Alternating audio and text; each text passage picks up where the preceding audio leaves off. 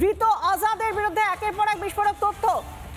বিদেশি মুদ্রা বিনিময় সংস্থার আড়ালে হাওয়ালা চক্র চালাতো পাকিস্তানি আজাদ মল্লিক, এমনই সূত্র মারফত খবর পাওয়া যাচ্ছে। ভুয়ো পরিচয়পত্র তৈরি করে বিপুল টাকার লেনদেনও হতো, বাংলাদেশি ডিজিটাল মাধ্যমও ব্যবহার করা হতো। ঠিক কিভাবে এই প্রক্রিয়া চালানো হতো, আজাদ কি করতো, এই হাওয়ালা কিভাবে চালাতো, জানাবেন আমাদের প্রতিনিধি সৈকত।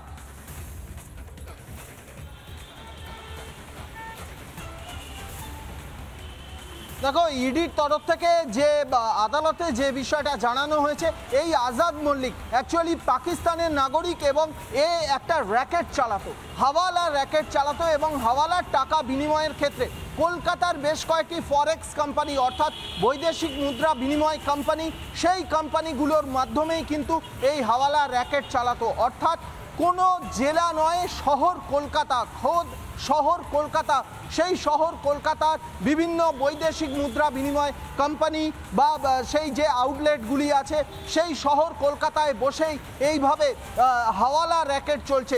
এবং এই র্যাকেট মূল যে কাজটা করত, বাংলাদেশ থেকে অবৈধভাবে যারা ভারতে এসেছে তাদেরকে ভারতীয় পরিচয়পত্র তৈরি করে দেওয়া এবং টাকার বিনিময়ে ভারতীয় পরিচয়পত্র তৈরি করে দেওয়া।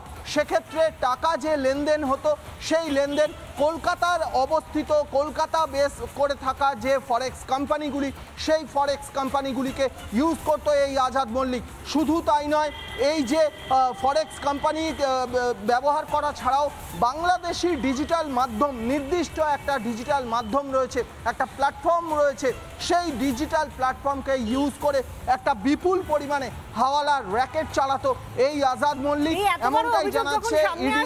এইরকম কর্মকাণ্ড যখন আজাদের সামনে আসছে যে ভারতে বসে কলকাতায় বসেছে এত কাণ্ড করে গিয়েছে, অথচ মধ্যমগ্রামের স্থানীয় কাউন্সিলর, তাকে যখন জিজ্ঞাসা করা হচ্ছে তিনি তো বলছেন তিনি কোনো বিষয়ে কিছু জানেন না। শুনুন কি বলছেন কাউন্সিলর সুব্রত দাস।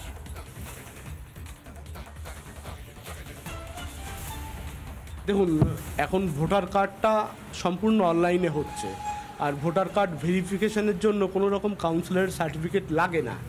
এখন ভোটার কার্ড অনলাইনে করছে, কিভাবে করছে আমরা বলতে পারবো না। অনলাইন করছে, নাম উঠে যাচ্ছে অনলাইনে, ভোটার লিস্টে আমরা নাম পাচ্ছি। আপনারা ভেরিফাই করবেন না, চেক করবেন না? আমি কিন্তু ভোটার লিস্টে নাম আজাদ মল্লিক বা নামে আমাদের নিউ খুলনা পল্লী কোনো পার্টে এখনো পর্যন্ত পাইনি। ভোটার কার্ডে কি করে এলো আমি তো বুঝতে পারছি না। এটাই আমাকে আবার দেখতে হবে ভোটার লিস্ট। কার্ডটা কিংবা আধার কার্ড এগুলো সম্পূর্ণ আমাদের কেন্দ্র সরকার দ্বারা পরিচালিত, বুঝতে পেরেছেন। এখন ভোটার কার্ড কীভাবে হচ্ছে সেটা আমরা বলতে পারবো না, কিংবা আধার কার্ড কীভাবে করছে। এই আধার কার্ড কিংবা ভোটার কার্ড দেওয়াতে কিন্তু আমাদের কোনো রকম সুপারিশ বা কোনো রকম পরামর্শ নেই, এটা আপনি দেখবেন খতিয়ে। আজাদ মল্লিককে নিয়ে নানা ধরনের কন্টেন্ট দেখার জন্য লাইক করুন, শেয়ার করুন আমাদের ফেসবুক পেজ, সাবস্ক্রাইব করুন আমাদের ইউটিউব চ্যানেল।